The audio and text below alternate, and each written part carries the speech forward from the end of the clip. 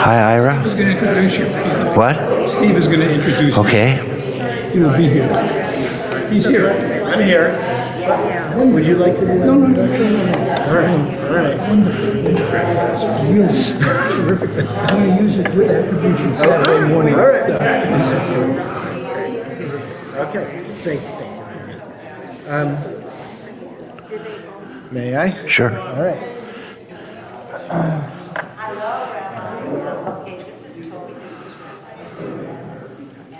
Welcome, everyone. We can now begin because I want to begin, as I have every time so far, by thanking and acknowledging Rabbi Aaron Yudovin, who put this whole thing together. Here he is in the front row, and it has been such a gift to our community.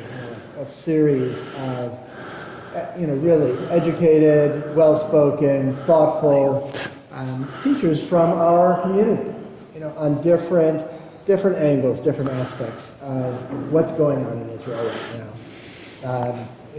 Our first was Rabbi Bill Michael. Our second was Rabbi Yudovin. Last week we had Steve Zipperstein. Tonight, and this is the fourth out of 6. So next week it'll be Professor Rivka Amato, who is sitting there in the back, a visiting professor at UCSB with a special special knowledge about the Israeli electoral system. And then the final speaker in the first week of May will be Dan Meisel, who is our local executive director of the Anti-Defamation, reflecting on the impact of what's happening in Israel on us, on the American Jewish community.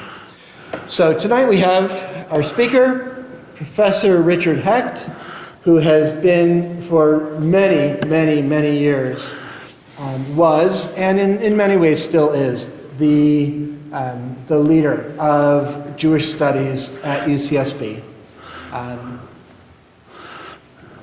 We go all the way back to when I first arrived. He was on the committee that hired me for Hillel back in 1985, for which I'm grateful to him still to this day. And it was from 1974 to his retirement just last year. In July 2021. Okay, July 2021. That Professor Hecht was really the leading figure in Jewish studies at UCSB. He also, you probably saw this in the publicity, but he's co-author of a book about Jerusalem called To Rule Jerusalem, which he wrote together with Professor Roger Friedland. And that book is really, I can't recommend it highly enough, for a look at the different populations, subpopulations of the city of Jerusalem. And then also, he's been the leader of the Taubman Symposium in Jewish Studies, which has brought to our community over the course of several decades leading speakers in the Jewish world. So Professor Hecht has been and continues to be one of the most thoughtful and educated and eloquent voices in our Jewish community. And we're lucky to have him here tonight. Thank you, Rabbi. Thank you. So I must apologize because I did something for tonight's presentation that someone who has my experience of teaching for 49 years in a university should never do.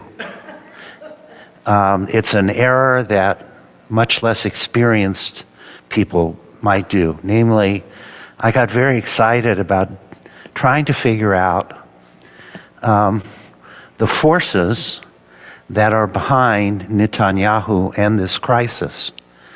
And so I made a big presentation. I've been working on it for about 6 weeks or so in a kind of monomaniacal fashion, so I don't speak to anybody, just trying to figure this out. It's a very complicated problem. And this first slide that I have it's just a slide of one of the counter demonstrations to the democracy demonstrations that have involved literally millions of Israelis over the past almost 3 months, a little bit more than 3 months now. So what I want to look at tonight is the right in Israeli political life. And to do that, let me see if I can. So I have a title. The title is The Rise of the Israeli Right, the Heirs of Jabotinski, from Menachem Begin to Benjamin Netanyahu. And actually, I don't know if I'm going to be able to do that because I did so much in preparing this. So this afternoon I said I have to give something like a libretto for what I'm going to do so that you'd have an idea of where I am going, even though probably I won't have time to get there all the way. So anyway, so that's what we're going to do tonight. We're going to look at the right in Zionist and then Israeli politics. And I want to start with a paradox. And I want to introduce this paradox to you with a very interesting thing that happened to me about 15 years ago when I was living in Jerusalem with my wife. And I used to go on Friday mornings to this great bakery called Kadosh on Shlom Etzion Hamalka Street in Jerusalem. And so one morning I'm waiting for the berekas to come out of the oven. It's about 6 in the morning. And I order a cup of coffee and I'm putting, I'm drinking the coffee, but I wanted some sugar in it. So I reached into the sugar bowl and I pulled out a sugar bag. So I have the sugar bags in here. And I call this box the sweet, or the project of sweet Zionism. Because I have all of those sugar bags. I went on a mad hunt for the sugar bags because the sugar bags have the history of Zionism on them. So here I just picked out one completely by fortune, and it's Henrietta Soltz. So she was born in 1860 and she died in 1945. And then on the back side you have a little biography of her, so you can learn the history of Zionism while you're having your berekas and coffee. And there are all kinds of wonderful ones in here. For example, who is this? Oh yeah, here is Lord Rothschild. There's Lord Rothschild. And then here's my personal favorite, Zev Jabotinski, who we're going to talk about tonight. And then let's see who else. This is Ahad Ha'am, one of the great pioneers of Zionism. And so there are 70 of these figures, and it took me about 3 years to get all of them, but I have them all. I have them all in my little box here. And you're the first audience that I've ever shown this to. I was trying to think of games you could do, like, can you assemble the entire history of Zionist thinkers from 1880 to 1900? But as I thought about these sugar bags, I realized that there was something wrong. Because that history of Zionism that is presented in those sugar bags is a very stilted history. It's only the socialists. It's only the Marxists. It's only the utopians Now, I knew that very well because I grew up in a conservative Jewish congregation. My father was the president of the synagogue. It was a Zionist congregation. We were very proud of that. And in my bar mitzvah, the synagogue didn't give me a Kiddush cup like we do at CBB. They gave me a printed edition of A.D. Gordon's Our Tasks Ahead. And A.D. Gordon was, of course, the founder of the kibbutz movement and built this extraordinary agricultural community at Degania Aleph and Degania Bet. And so everyone in my synagogue, all the boys and the girls, had to go to Minnesota during the summer for 2-week camp. And it wasn't like, learning how to fish or anything. We learned how to milk cows. And I grew up in Pasadena. What do you know about cows? And I was always falling off the stool. And I said, well, look, why, if we're going to go to Israel, why don't they have, electronic things? Why do you have to go like that? And they said, we don't have those yet.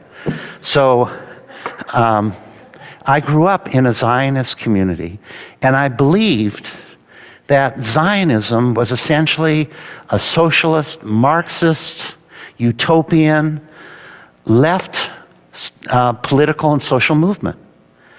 And as you see on the slide behind me, that was reinforced because one of the great books in the study of Zionism is by Rabbi Arthur Hertzberg, titled The Zionist Idea. And that was published originally, so I can find it here, in 1959. And it's an extraordinary book. Some of you may have read it or have seen it.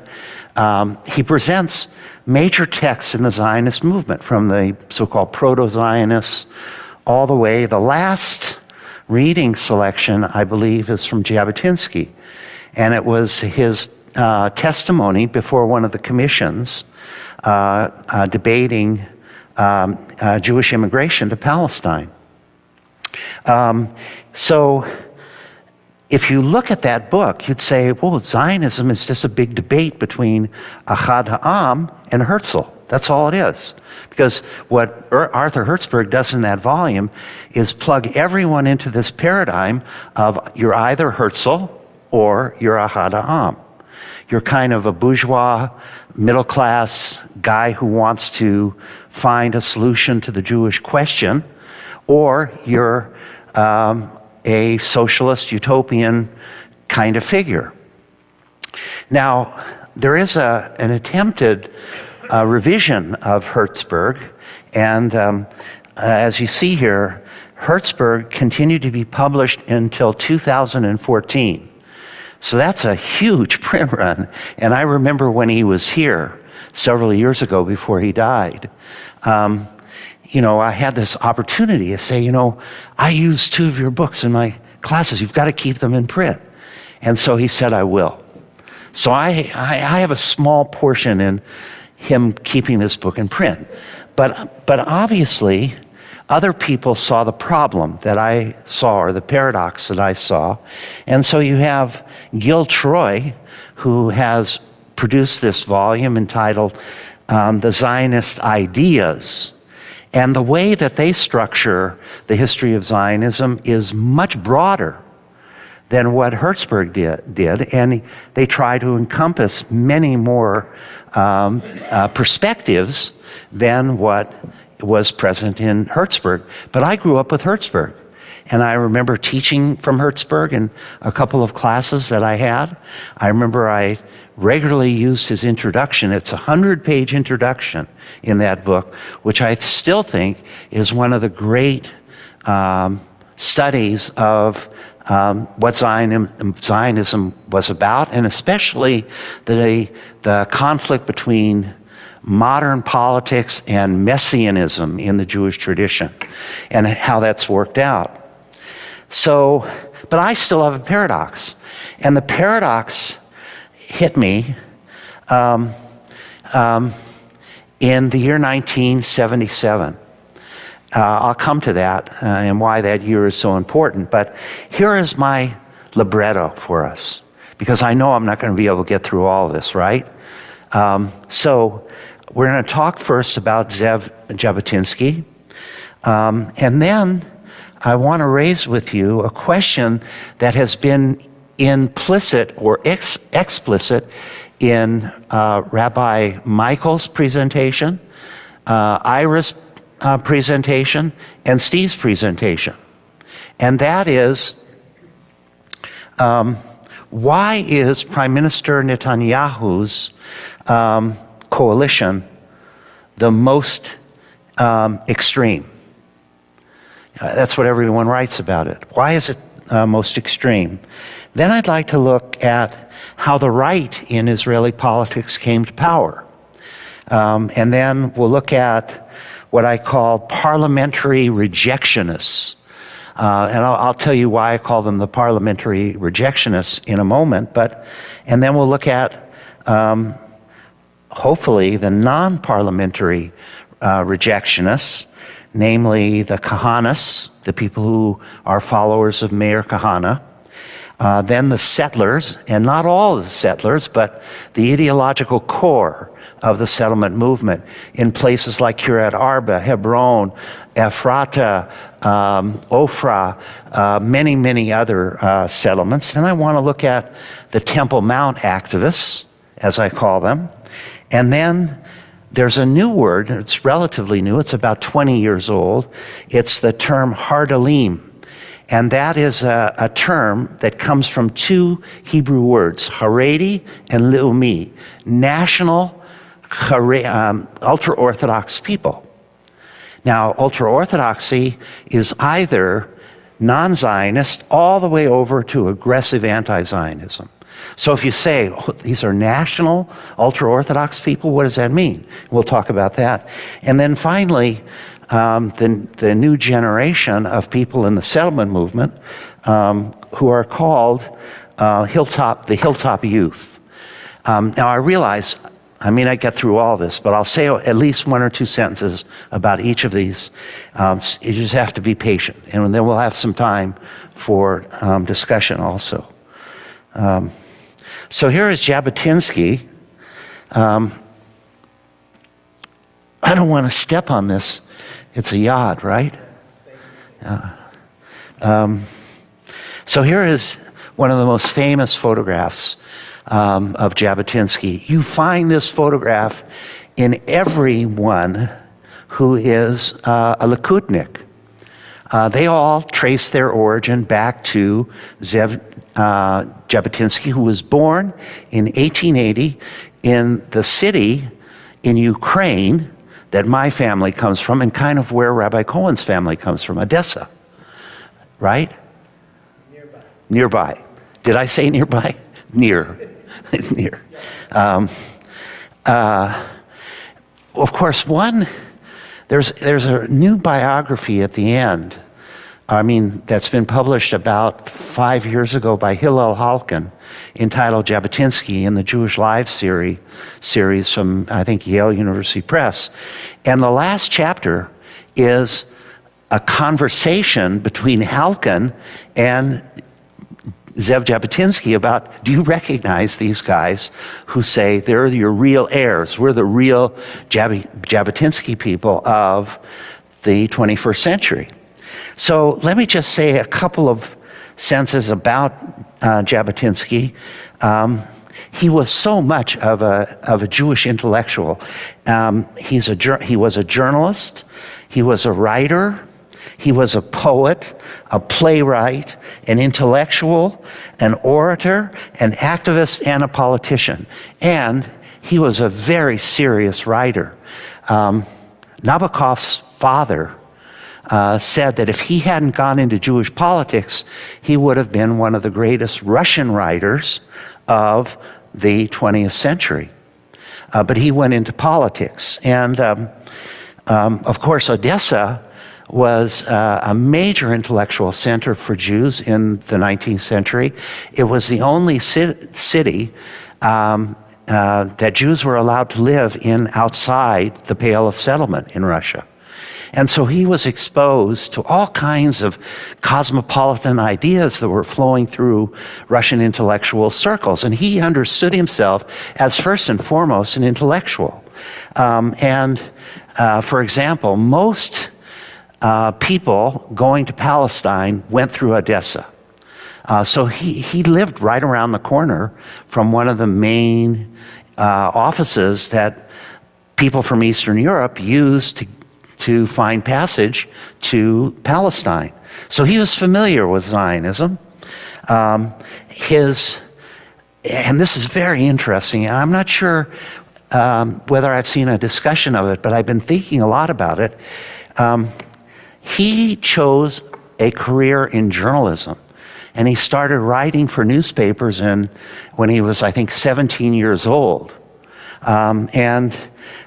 He quickly got a column in the Odeskaya Novosti, which is the News of Odessa, I think is how that would be translated, writing the very same kinds of cultural, social essays that Herzl had been writing in Paris when he was there on the Champ de Mars and he saw the degradation of Dreyfus. So he was writing these feuilletons, these cultural essays, and many of them were, he was talking to all kinds of people in society.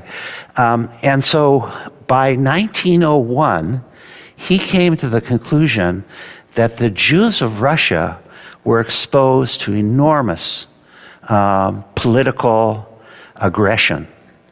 And in 1903, he founded in Odessa a self-defense society, expecting that Odessa's Jewish community would be attacked. But the attack jumped over Odessa and, of course, went to Kishinev in April of 1903. But that moved Jabotinski to move into politics. And that was the anchoring point of his political life and his Zionism. And in many ways, he empathized a great deal with Herzl, because in 1903, in the 7th, I think, Jewish Congress, Herzl had to struggle between the socialists and the religious Zionists with his vision of a political Zionism. And that ultimately would become the debate within Jabotinsky himself. Now, I'm not going to read through all of this. One of my friends is a man by the name of Yisrael Medad, and I met Yisrael in, I think, 1967 or 68, when we were both in Israel, and he was a congressional aide for Geula Cohen, and we've been friends ever since. And he's a major kind of translator of Jabotinsky's Russian essays. So if you go to the Jabotinsky Center in Israel, you'll find many articles on that have been translated from Russian by Yisrael Medad, my friend. And one of them is a strange but very, very significant essay of his from these feuilletons entitled Homo Homini Lupus, which he published in 1910. So he's been working in the Jewish community for almost a decade at that point when he writes this. But listen to what he writes. I'm just going to read a little quote from it. And by the way, he starts by the assault on African Americans in the North in 1910, in July of 1910, when, remember, that's when Jack Johnson knocked out, I think his name was Jeffries, the Great White Hope, remember that? And he knocked him out of the ring. And in the months that followed, there was major violence against African Americans in the North, not in the South. And Jabotinsky writes this essay on the situation of African Americans and Russian Jews. And he says, as bad as that situation is for those African Americans, our situations as Russians as Russian Jews is even worse, because we don't have a constitution, right? You have the Constitution in the United States, which can be used legally for defense purposes, but there's nothing like that for the Jews. And so he comes to a very pessimistic view of the situation of Jews, and I'll read just a bit of it. At the end of this essay, which is entitled in English translation, "Man is a wolf to other men." There's that pessimism. You know, don't trust anyone. Arm yourself. It's like, I won't make any comments about our own politics, but arm yourself as well as you can, because you can't trust anyone. And he writes, "A fool is he who believes his neighbor, even a most good and pleasant one. He who trusts integrity and justice is a fool, in that integrity exists only for the powerful and the stubborn. I preach, and will continue to preach, on behalf of separatism." Now, what he means by separatism is Jewish identity, what we do now. In other words, strengthening Jewish identity is what he meant by separatism. Lack of trust, to always be prepared and on the alert with a stick hidden in my sleeve. For these are the things that allow us to exist among wolves that fight us. So there is Jabotinski in 1910 writing about human nature, and it's a very pessimistic view. Don't trust anyone. Carry a weapon to protect yourself, because everyone around you is a wolf. And this title, by the way, I wish I knew about this when I was much younger. I'd probably write a doctoral dissertation on it, because it comes from, this title, Homo homini lupus, comes from an inscription, an epigram in Thomas Hobbes' De Civi, on the citizen. And you remember Thomas Hobbes is the guy against John Locke. Remember, the state of nature for Thomas Hobbes is the strong will control everything. The only way to balance out the violence of one person on another is with a sovereign, the Leviathan, who will control, the autocrat, the Donald Trump of this world that Thomas Hobbes envisioned.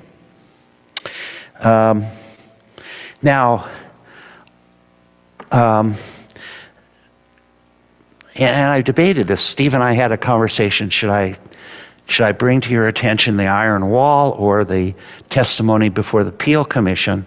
And I decided to share with you just a bit of his essay from 1923 entitled "The Iron Wall," which you see above over my shoulder, where he writes, "There will always be two nations in Palestine, which is good enough for me, provided the Jews become the majority. Individual Arabs may perhaps be bought off, but this hardly means that all of the Arabs in Eretz Israel are willing to sell a patriotism that not even the Papuans will trade." And of course, those are the people who live in Papua New Guinea, right? So the Palestinians are not going to do anything that those Papuans wouldn't do. Every indigenous people will resist alien settlers as long as they see any hope of ridding themselves of the danger of foreign settlement. That is what the Arabs in Palestine are doing, and what they will persist in doing as long as there remains a solidarity spark of hope that they will be able to prevent the transformation of Palestine into Eretz Israel, the land of Israel. So he had a very realistic view of who the Palestinian Arabs were and their nationalism, and he saw it as competitive. But then some of you know the name David Makovsky, who is with the Washington Institute for Near East Peace, Near East Policy. He has a podcast called Decision Points, and last year he had an incredible podcast with Hillel Halkin, the author of that new biography of Jabotinsky, where Halkin pointed out that Jabotinsky respected Arab nationalism. because it was in the respect for the other that a realistic response could be formulated to achieve the goal of a state for the Jews. And so he was not someone who despised them, who thought of them as subhumans. And that may be one of the most important differences between Jabotinski and the contemporary right in Israel, where there is absolutely no respect. Remember that Itamar Ben Gvir and Bezalel Smotrich,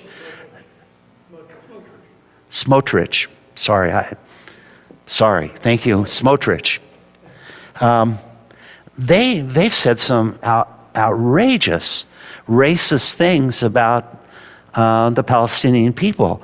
That would not go well with Jabotinsky because it masks a kind of false understanding of who they are. And the fact is they like us, will never be satisfied unless they achieve a nation state.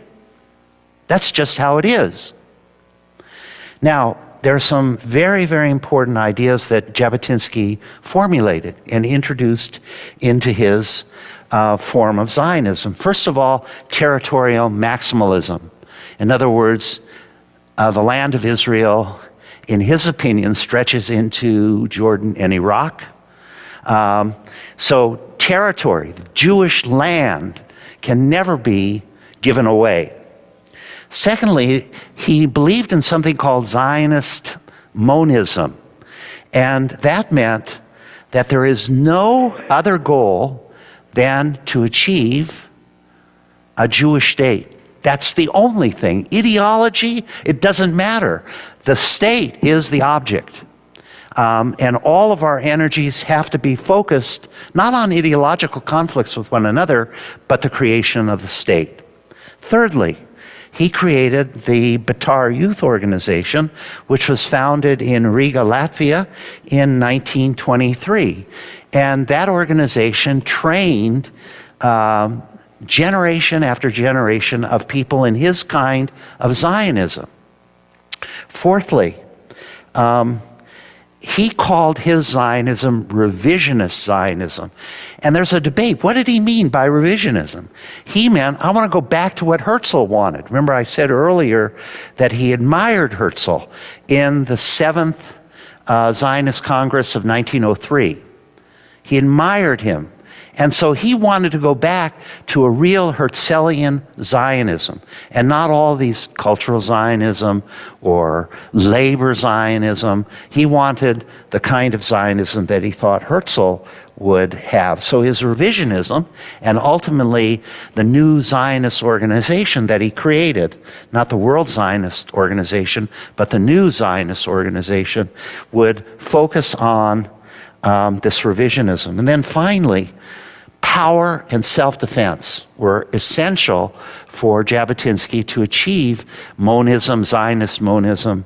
And it's a very realistic view of power and monotheism.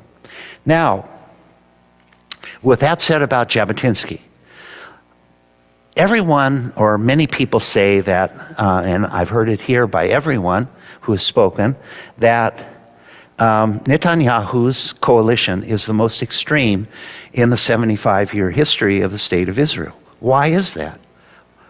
And so I want to give you a reason why we can say that's true.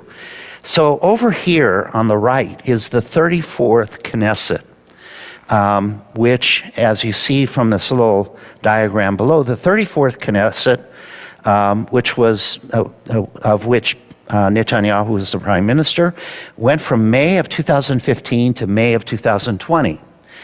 And it was made up of Likud, his coalition, a group called Kulanu, which was a group of religious Zionists, a group called Shas, that's an acronym for the Sephardi Torah Guardians, a party called United Torah Judaism, which is the Haredi, party, Haredi political party, and then a kind of arrangement where Yisrael Beitenu, of the Russians and the new right organization would alternate. One would take 2 years, and then the other would take the second 2 years. Now notice that he only had 61 seats or mandates in the Knesset, but he was able to hold that coalition together because even though it had United Torah Judaism, Shas, and Kulanu in it, they were all working to protect the state. They were not driven by ideologies that were extreme. But if you look at what we have now, we have Likud, 32 seats, Shas, Sephardic Torah Guardians with 11, religious Zionism, that's the new form of the National Religious, the NRP, the National Religious Party, under Smotrich. And then within it, there's an agreement between religious Zionism, Otzma Yehudit, that's Jewish power. That is, of course, Itamar Ben-Gvir's party, and then a small group called Noam. And they would split up positions according to how many votes they got in the election. And then finally, United Torah Judaism, which is the Haredi party. Now, why is this so extreme? Because never before in the history of the Jewish state have you had three parties which are driven by a kind of ideological maximalism, namely with religious Zionism under Bezalel Smotrich and the Otzma Yehudit, which I think is directly related to Kahana and his party from the 1980s. And so you have in the core a group of people who are being driven not by concerns for the state, but because of their ideological interests. And that's why they're so extreme, and that's why it is so dangerous. I'm sure that when Rivka speaks next week, she may correct what I've said here. But I think that this is the most extreme coalition of parties that Israel has ever seen. Now, how did the right come to power? And I have a note here. In 1977, there was a national election, and people who witnessed it and saw what happened call it the earthquake. Because from 1948, from the first Knesset until 1977, Israel's politics were always driven by the left, by various kinds of parties associated with Ben-Gurion or other leftist figures. So all of a sudden, this group which had been marginal, namely the right, comes into power. And as I note here, it was driven by Menachem Begin. And when they were swept into power, they, I believe, were largely successful because they used and mobilized ethnic politics. Most importantly, drawing the Mizrahim from labor or from not participating into support for the Likud or Herut Likud. So here are all the prime ministers. So you have Begin, and look at that. Begin signs the Camp David Accord. And the Camp David Accord essentially gives Egypt the Sinai Peninsula that had been won in the Six-Day War. And it also provides a mechanism for the beginning of a Palestinian state in the West Bank of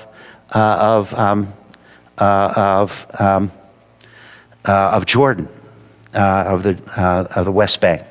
Now, I met Begin, and he invited me to have tea with him when he was prime minister.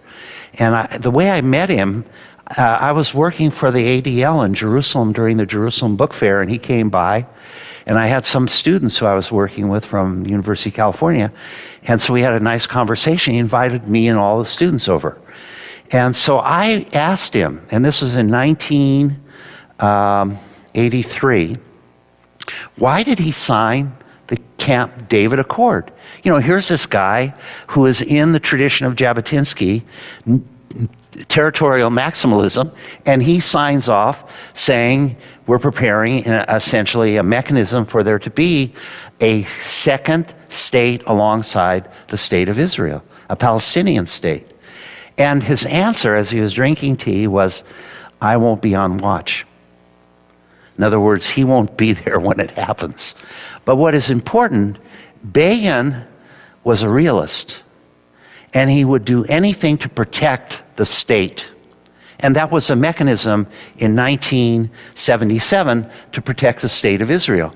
Then he was followed by Yitzhak Shamir, and then notice that Benjamin Netanyahu, his first prime ministership was 96 through 99, and he initialed the Wye River Memorandum, which was to implement a portion of the Oslo Accords from earlier. So that Wye agreement also put in motion the beginnings of Palestinian self-governance. And how can that be? Again, the younger Netanyahu was guided by the same realism that any Israeli prime minister is guided with. We may not like some of the things he did, but in the end, he chose to fight for the preservation of the state, not endangering it, versus the ideology of whatever party was oppressing him. And then, of course, Ariel Sharon, who spent his entire life in the military fighting Palestinian nationalism and Arab nationalism. And in 2004, he begins this process of disengagement with the Gaza Strip. And ultimately, the settlements in the Gaza Strip are pulled out. 4 settlements in the northern West Bank are destroyed. So here is Sharon, who makes the same decision to protect the state. That's more important than being driven by ideology. And the point of doing this is to say, today, Benjamin Netanyahu, and we see it in his choice of that coalition, is being driven by who is the most committed ideological person, because that's the only way he could win and have a government, much like Kevin McCarthy. In a sense, Netanyahu's position, I think, is very much like Kevin McCarthy. Okay. Now, here's a photograph of Menachem Begin. And one of the things that characterized the right was they were very different than what I grew up with. You know, we didn't have ties. When I was up in Minnesota learning to milk cows, we had shorts and T-shirts. That's it.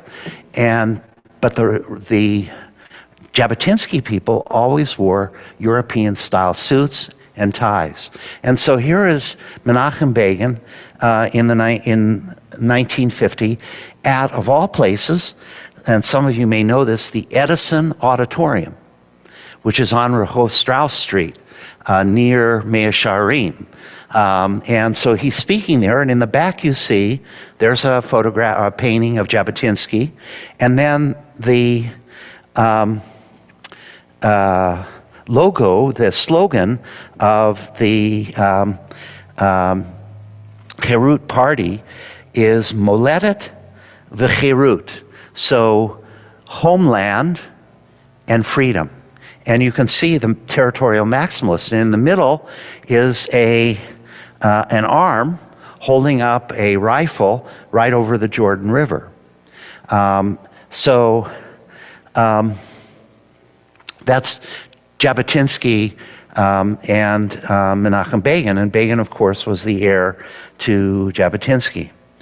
Now, let me say very quickly, and we'll come to an end and we'll have questions in just a moment. Just a moment. So, Begin, of course, was the heir to Jabotinsky. Now, let me say very quickly, and we'll come to an end and we'll have questions in just a moment. Just a moment. So, Begin, of course, was the heir to Jabotinsky. Now, let me say very quickly, and we'll come to an end and we'll have questions in just a moment. Just a moment. there are parliamentary rejectionists with Begin in this extreme group. And so I note here that what makes the rejectionists is they reject any possibility of territorial compromise. None. It's not possible. But think again about Sharon, think again about even Netanyahu, and think again about Menachem Begin, who was the heir, the direct heir, perhaps, of Jabotinski. So these are all the parties that have been created because they left Likud or Herut because of those decisions that Begin, Netanyahu, and Sharon made. So one of them was called Techia, which is translated as the Revival Party. And it existed between 1979 and 1992. And it was created against the backdrop of the Camp David Accords. These people said, hell no, we're not giving up anything. Then there was a party called Somet, which means crossroad or crossroads, which existed between 1983 and 1999, which was also created as a rejectionist movement to the Camp David Accord. So we have these two parties. They're in the Knesset. They win 1 or 2 or 3 seats every national election. So they're in the Knesset. Then there is a group called Moledet, Homeland, which existed between 1988 and 2013, and they go through various transformations in their political history.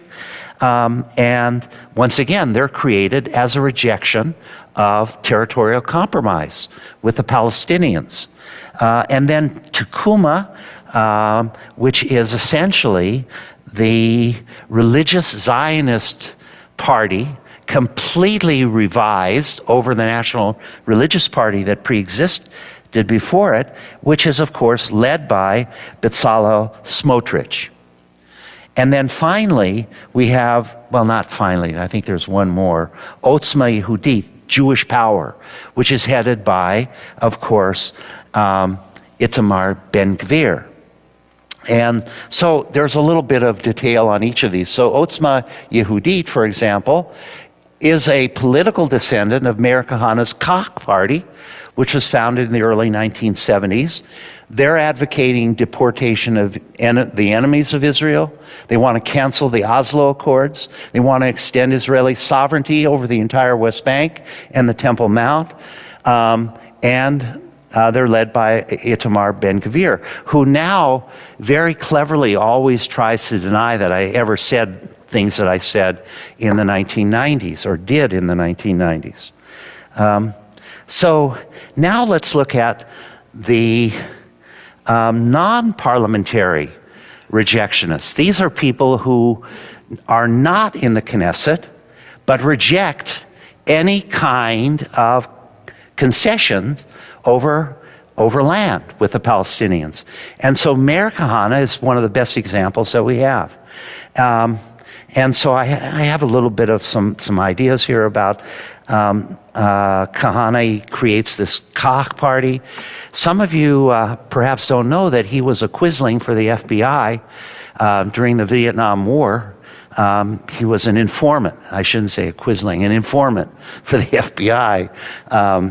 And he had a number of very interesting lives in the 1960s. But in 1971, he flees the United States and goes to Israel because he was out on home detention or something for mixing high explosives. So he leaves the United States and goes to Israel, and that's my first time I met him. I met him in 1980, and I picked up a little card that said, "Come to the Museum of the Potential Holocaust." I said, "Ooh, that's interesting." And it was in Rehavia, which was at the time a very secular neighborhood. And I went there, I met him. He was sitting at a desk, and we had a long conversation in which it was all about sex between Jews and Arabs. That's all he wanted to talk about. And I was sort of dumbfounded. I was an assistant professor at the time, but I didn't know what to do with Meir Kahane talking about sex and the Arabs and the Jews in Israel, and how any kind of sexual relations had to be ended. I interviewed him 3 times over the course of his life. He ultimately was elected to the Knesset with his party Kach after, I think, running 3 times. He had 1 seat in the Knesset. He referred to everyone else in the Knesset as Hellenists. In other words, they were not really Jews like he is. And he also built a yeshiva called the Yeshiva of the Jewish Idea, which I think he began in 1987, and it disappeared after his death in 1990.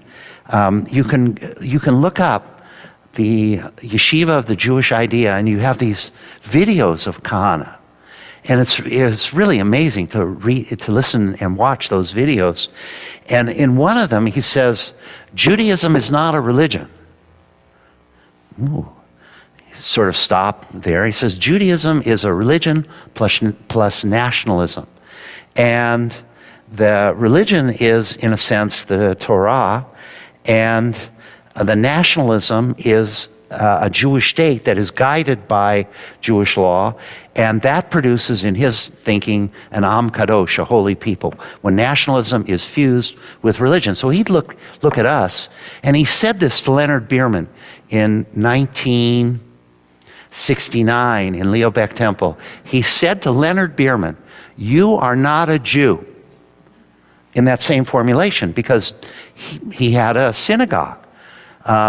He was not the kind of Zionist that Meir Kahane thought of.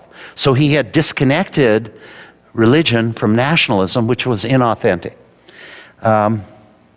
Here's all over Israel today, you'll find these posters that say, Harav Kahane Sadak. Rav Kahane was correct. What was he correct about? The political situation at the present time. He also had this idea, and I have it in my briefcase, a little pamphlet he created called 40 Years. And he said, we only have 40 years to bring together religion and nationalism to create an Am Kadosh in the land of Israel.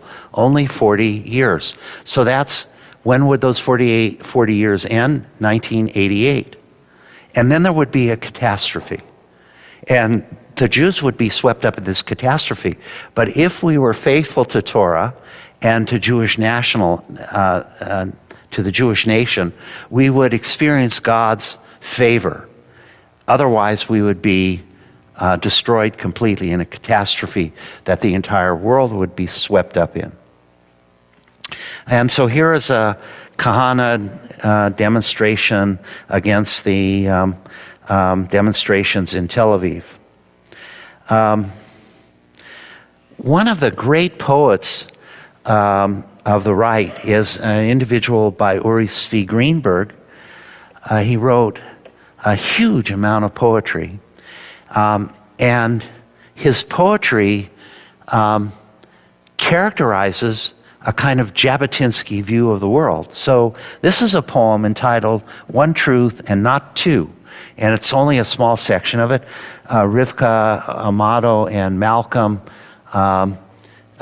we discussed this, I think, poem a couple of weeks ago, but the poem, the section I have is, your teachers have taught, namely the rabbis, all of us, we've taught, the Messiah will come in future generations. Judea shall arise without fire and blood. It will arise with every tree, with every additional house. And I say, if your generation holds back and does not hasten the end, and does not test the shield of David by fire, and in blood the knees of his horses do not wallow, the Messiah will not come, even in a distant generation, and Judea shall not rise. In other words, violence is what will create the Jewish state.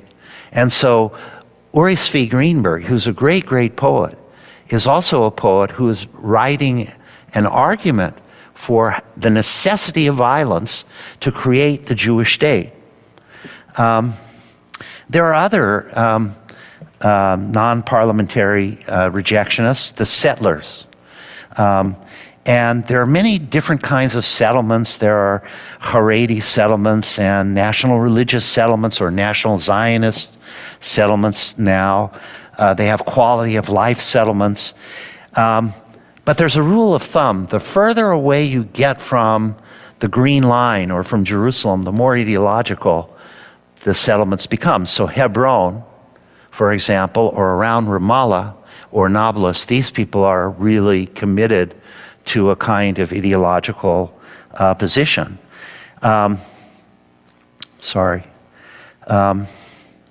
So at the present time, according to Peace Now, there are 132 settlements in the West Bank and 146 outposts. And the outposts, of course, are not recognized by the government, but the settlements are.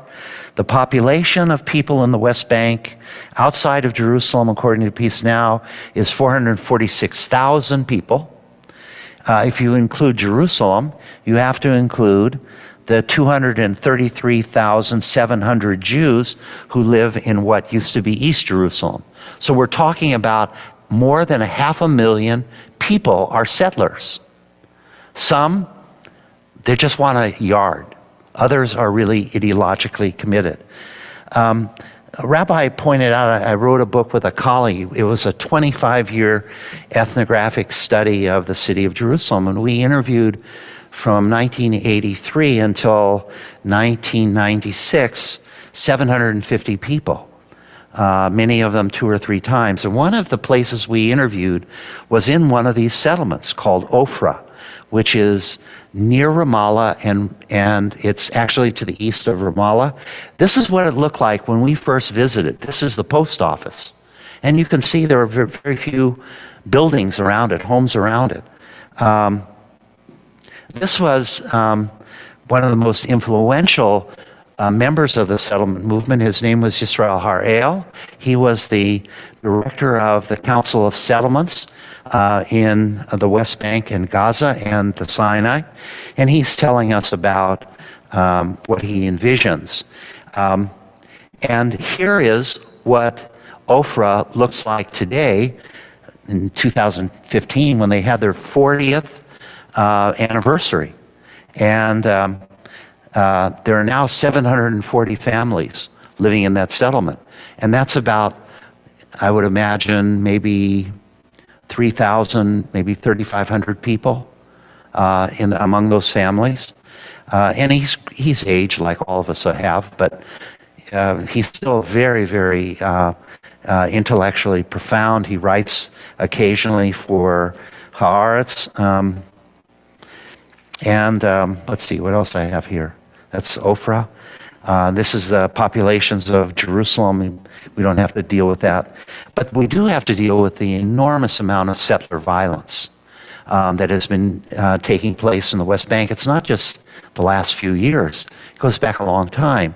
So I thought, sitting at my desk, that in April of 1984, 27 people from the settlement movement were arrested in April, charged with a number of offenses, killing Palestinians when they attacked the Islamic College in Hebron, planning to bomb 4 buses that would take Palestinians after midday morning worship from Al-Aqsa back to their villages, and a plot to destroy by bombing the Dome of the Rock. And so that's one kind of violence. But then there's Baruch Goldstein from Hebron, who in 1994, as some of us remember, killed 29 Palestinians in the Ibrahimiya Mosque in Hebron. Or you could think about, of course, Yigal Amir, who hung around with the settlers and was motivated by the way settlers think about the state of Israel. And so there's settler vigilante violence, and certainly what took place at the end of February in the West Bank village of Hawara is an example of that ongoing violence of the Palestinians, of the West Bank settlers. Then the Temple Mount activists. Now, in August of 1967, the Knesset passed a law called the Law for the Protection of Holy Places in Israel, which gives those people who are in a place the right to control those places and to say who goes in and who can't. And so the Knesset in 1967 was motivated by a kind of liberal ideology. And so they said, let the Palestinians control the Temple Mount, or as they refer to it, Al-Haram HaSharif, the noble sanctuary. The Christians can control the Christian places, and the Jews will control the Jewish places, most significantly the Jewish quarter, and of course, the Western Wall. But now there are literally dozens of groups who are involved in trying to overthrow that law. And so in my outline, I thought about the early years that I knew pretty well. I remember there was an ad in the Jerusalem Post one day in 1982 inviting people to come to the Third Temple Study Group. And so I went. And it was the wildest thing I've ever seen. Because, I thought they would be studying halakha. I thought it would be these religious guys doing this. And it was a woman from Connecticut she was very proud of the fact that she was one of the people who founded Earth Day. And then she moved to Israel. She became a receptionist and then a secretary in the Shalom Hartman Institute. And she was an advocate of a kind of hippie Third Temple. And I remember she read a text from Ezekiel that said the temple will be rebuilt on the highest mountain around Jerusalem. And she said, see, you don't have to worry about the Dome of the Rock and Al-Aqsa. It's going to be over there on the Mount of Olives, maybe, or on Mount Scopus. Those are both higher than the city of Jerusalem. And then she said, how did she envision the Third Temple? It was going to be a picnic ground where Israelis would come with their families and they'd barbecue, they'd eat hummus, and play baseball. And I remember I looked at Rona and I said, so we won't need a high priest, we'll need a commissioner of baseball. And so anyway, so there are some of those groups early on who were not very serious, but now it's very serious. And I think I have another Uri Tzvi Greenberg poem entitled Molcho, and this of course refers to Shlomo Molcho, who was a converted Jew in the Portuguese court, I believe, who became Jewish after the court was visited by David Haruvani, this Messiah figure in the 16th century. And it's a very interesting poem because he wrote, the Mosque of Omer stands on our most sacred land, the place of the temple, on the skull of the nation.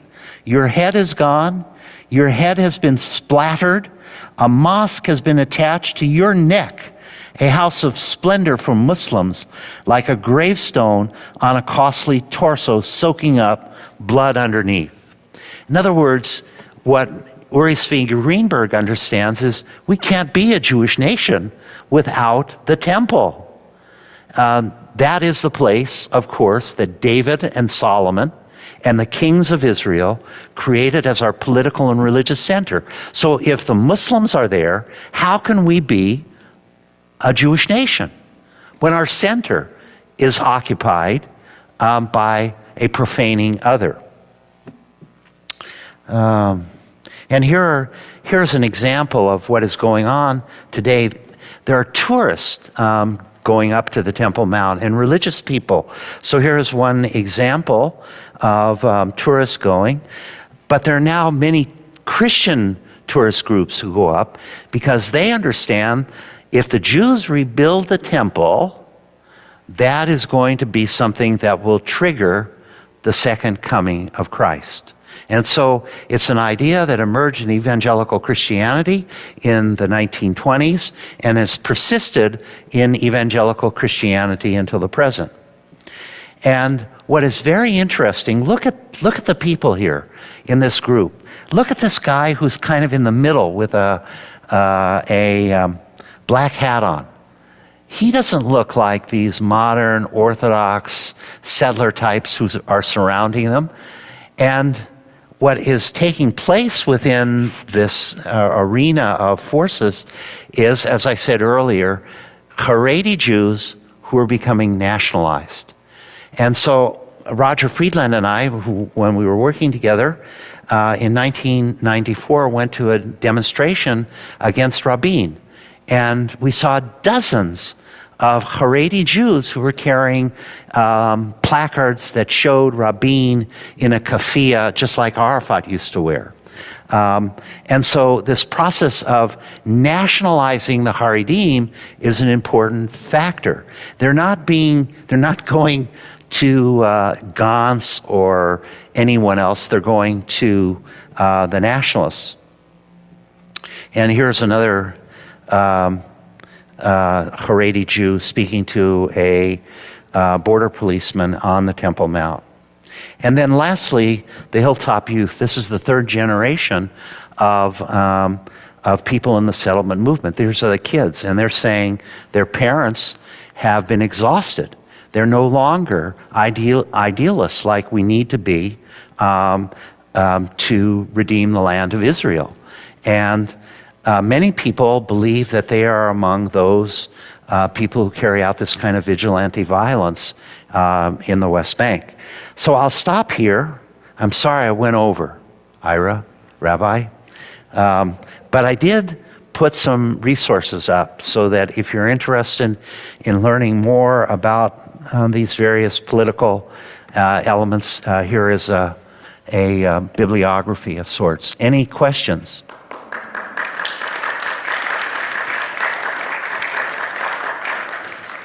I'm sorry I went on so long. What's going to happen? For going on so long? No, my tires have been slashed or something like that. What is going to happen? Well, I'm very frightened. I think people who are watching the situation realize that we are in a situation that has really no parallel in the political history of the State of Israel.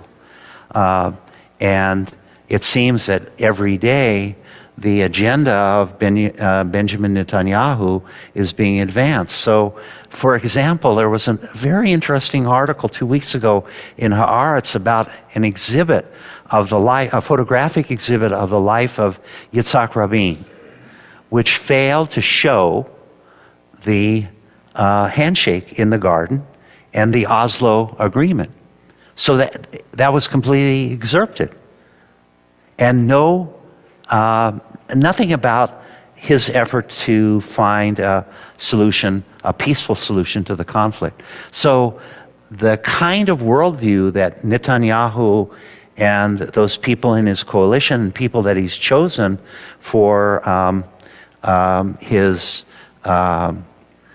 coalition are not only changing education, but changing how history is represented in places like the Ben Gurion Airport. It's a very, very serious matter, I think. Yes. Has Netanyahu always been this far right? No, I don't think so. I think he's been. Has Netanyahu always...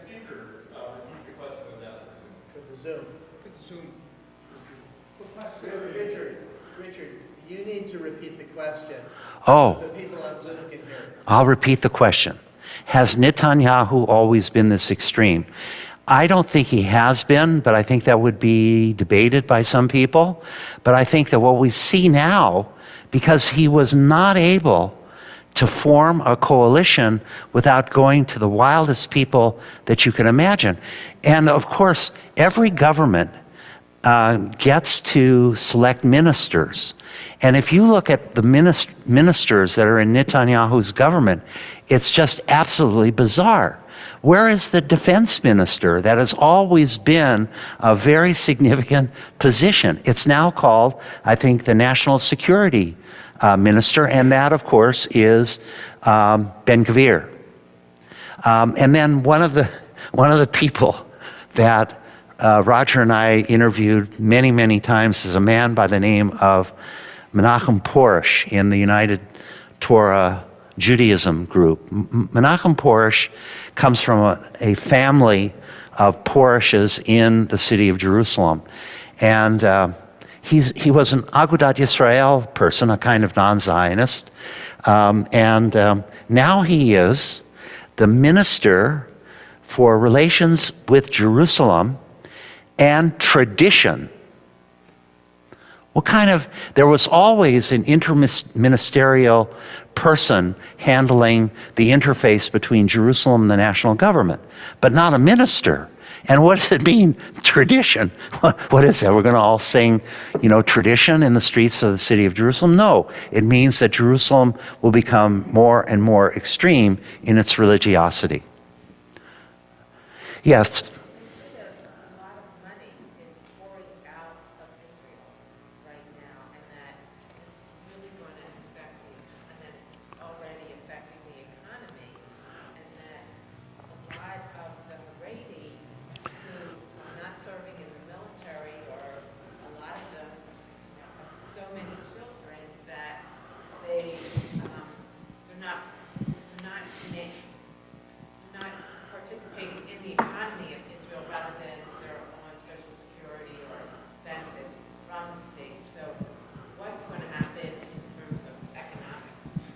Beth, just for the sake of the people on the Zoom, could you repeat just sort of the essence of your question?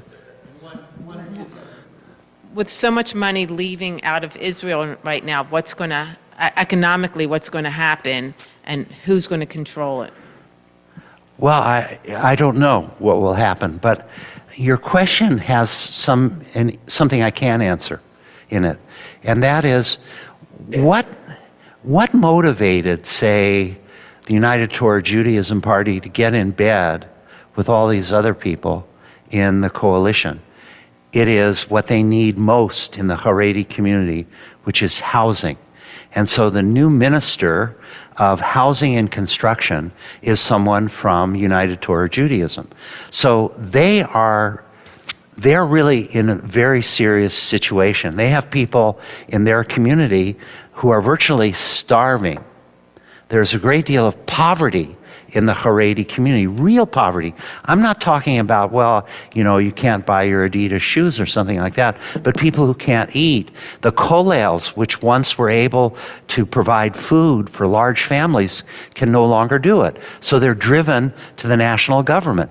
And therefore, you can imagine Netanyahu talking to Menachem Begin and the other person, who is the Minister of Construction and Housing. They would say, what we want is housing budget for Haredi Jewish families in Jerusalem, Bnei Brak, and in the settlement in the West Bank. And of course, he's coming up to a real problem, is he not? Because the issue is, will they be drafted? You remember Steve last week told us about the 1947 status quo agreement made between David Ben-Gurion and the head of Agudat Yisrael, in which they exacted 500 deferments from national service for people who are full-time students of Torah. I think it was 500 at the time in the summer of 1947. But if you don't do national service, you are really unable to hold jobs. You have no social network that you can find support and a kind of mentorship into society. So the rejection of the Haredim serving in military service will cripple the state in very significant ways, not just in terms of funding. I think we have Yes. time for maybe 2 or 3 more questions. Two more questions. Okay, great. Yes, sir. You have to speak into this microphone that Rabbi Cohen has. Yes, Philip. So I mentioned this to Rabbi Cohen a couple of days ago. Former Prime Minister Bennett was interviewed on the PBS NewsHour about the situation with Netanyahu in Israel. And he said, quote unquote, democracy has been saved. I'm going to ask you to comment on this. And he also said that he is convinced that Netanyahu will now compromise in terms of the judicial overhaul or reforms. Could you comment on that, please? Well, I don't know if I can comment on Bennett. I didn't see or read that, but I will comment that surprisingly there are people, at least one in our own community, who think that Netanyahu has to be removed by force. That's really shocking. So the situation is very grave. If people are thinking of that, you could say, despite all of the governments in the state of Israel, it's been a relatively stable state. It's far removed from what we would call a failed state. But when you have people who are beginning to say, we have to remove him, that's very, very extreme. Now, I don't know how to evaluate those. I just simply report them to you because they are indications of how extreme the situation is at the present time and how unwilling Netanyahu is to make any compromises with the people who reject the judicial reform or any of the other sorts of things that they're doing. One more question. Yes. I see we've got 3 hands, so maybe, okay, Stephen. Thank you, Professor. So you're characterizing the heirs of Jabotinski as extremists. And I wonder, this idea of maximalism, territorial maximalism, but one of the things that you didn't touch on was that Jews are not welcome in Hebron or Ramallah or Gaza, and that Jews were ejected from so many countries in that region, Lebanon and Syria and Iraq and Iran and Egypt. And so, in the context of the historical sweep of Jews being ejected from so many Muslim countries, Arab countries, and the fact that Jews are simply unwelcome and not allowed in so many places that are held by other people, does why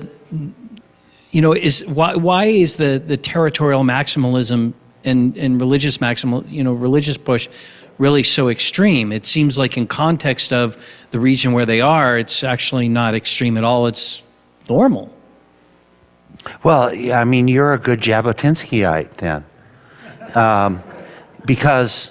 But we have to realize that Jabotinsky, in my reading of the little I've read of his and the research work I've read, is not crazy. His idea of territorial maximalism is a realist political position. It's not, it's not a position that he's taking because he wants to simply derogate the people who live in the land. It's a position of strength, of knowledge that these are the Jewish people.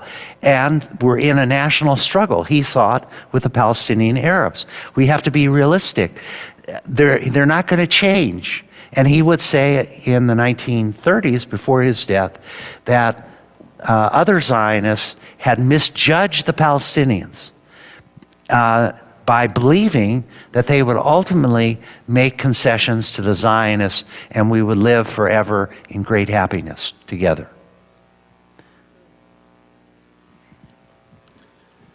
Okay, I know that there are, the longer we go, the more hands we're going to have, and we have to draw a line at some point. So I'm going to draw the line right here. We do have 2 more sessions in this series. Next week, Professor Amato, it's up to you to restore our hope after tonight. But I do want to say thank you, Professor Hecht, for a very, very stimulating, interesting presentation. Thank you. And really, I think the hope is in our educating ourselves. And this has certainly helped us with that tonight. Rabbi Yudovin would like to offer a final comment. Yes. First of all, don't apologize for going too long. So far as I'm concerned, you didn't go long enough. And when you laid out your libretto, I leaned over to Rabbi Cohen and said, that's about 4 hours. And I'm absolutely astounded and amazed at how well you handled it within an hour and how much ground you covered. Well, I wish we did have much. more time because This is it's a incidentally, What? We've been friends for a while, and this is the first time I've actually been privileged to sit through an entire hour lecture from you. And all of the good reputation is really understated. It was a powerful when you and retire, you wonderful think presentation. maybe, As far as what comes next, where is this all going to end? We're going to schedule a 7th session where that question will be resolved. We haven't set a date yet, but when we do, you'll be the first to know. But don't clean your suit yet. It'll be a while.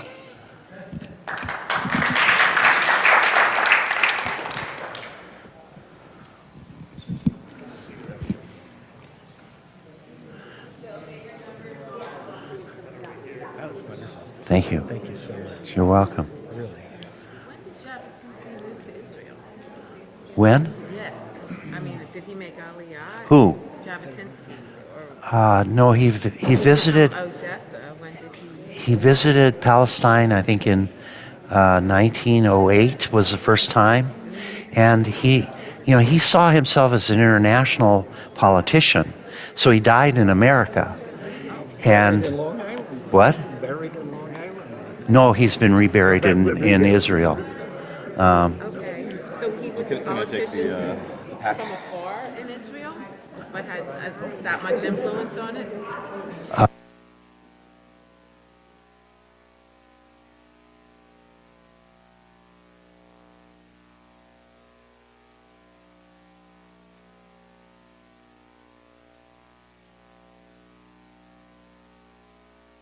Hi, Devorah.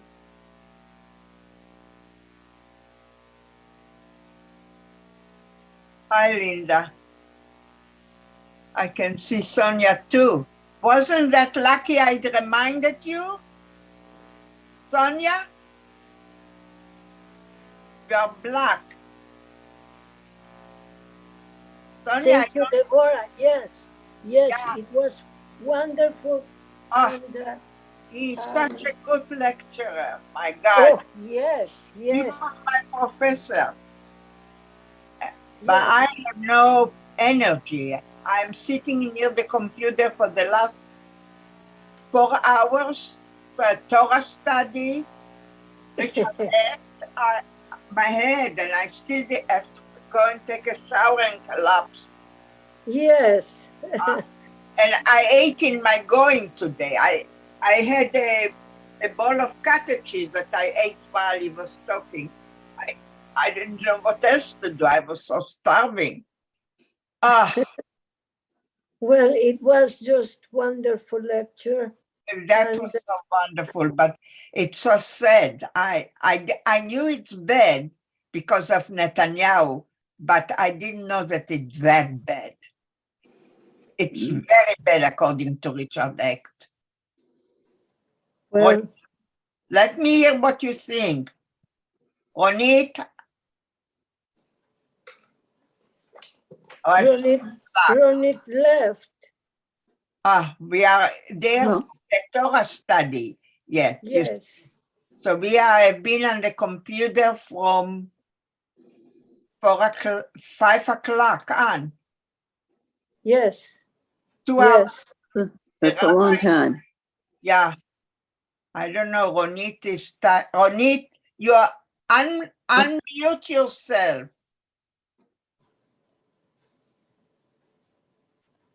Unmute yourself here. Okay. Oh, there you are. Yes, It was a very interesting lecture. yes. One of the best, but I knew it's bad when Netanyahu is back in power, but I didn't realize the partners that he has. Yes. It's so sad. It's not Israel anymore. Hmm. Yeah, to me, he was very pessimistic to me. I don't know, how did you feel, Ronit? Yes. Yes. I Yeah. think Yeah, he he sounded sounds pessimistic. But Yes. for now, they still have the people in the streets. But for now, the Netanyahu gave in, and he's He gave in, but how long will he give in? He doesn't give in himself. His nature is like this, that is dangerous for the country. well. What can I say? Trump here. It's And people will vote for Trump again if he runs. You know, the Republican will follow him. Yes, but I don't think he'll win. Those who are I going to, don't know. I don't know. I don't think. well, the followers are less and less in number, but he has followers. Yes, Followers. Yes. and maybe finally Netanyahu won't win either next time. I just hope so. Well, But he brings up parties that are not healthy. yes. Hmm. So The two worst are those, the Schmudrik and Schmendrik and ultra-orthodoxies. No, Yeah. not the ultra-orthodoxies. They don't bother anybody. The people who are active Orthodox. these two cabinet members are the worst. I cannot remember all the name. I will ask Hagit. Maybe she Schmud- can send me. Schmudrik and the other one that does what he wants. Yeah. When they tell him not to go to the Har HaBayit, he goes anyway. Arabite anyway. Yeah. From all the Republicans in Israel, Sharon was the best. He compromised for the best of Israel. Yes. To me, I Sharon, and he was so did the others, even Shmuel Zamir, whatever his name was, Lehi and Etzel, they all compromised. They all. Netanyahu now joined the dirt of the earth. Yeah, Netanyahu. Yes, I it's don't know. Netanyahu. Yeah, it's too Okay. bad. All right. All right, I don't know. I ate a little here, a little there, near the computer, out of the computer. Meanwhile, I'm take a shower and call it a day. I don't know. Think so. Well, Okay. Shabbat Shalom. Bye. Shabbat Shalom. Sonia, make sure. Bye. Stay. Bye, Linda. Bye. Bye. Bye.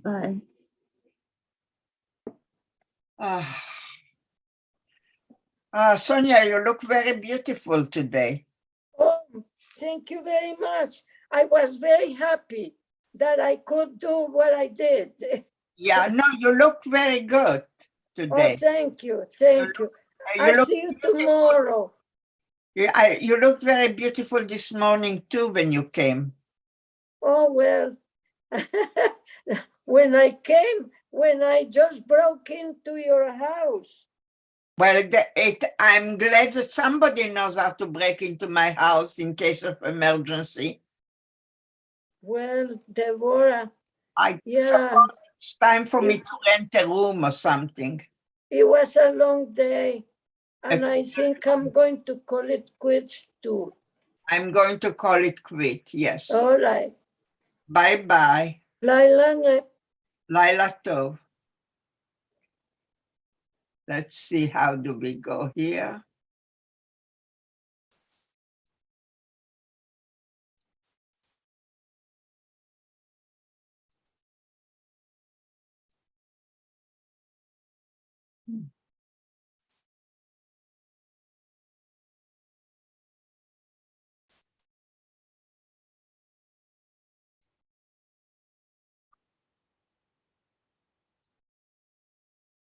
Huh.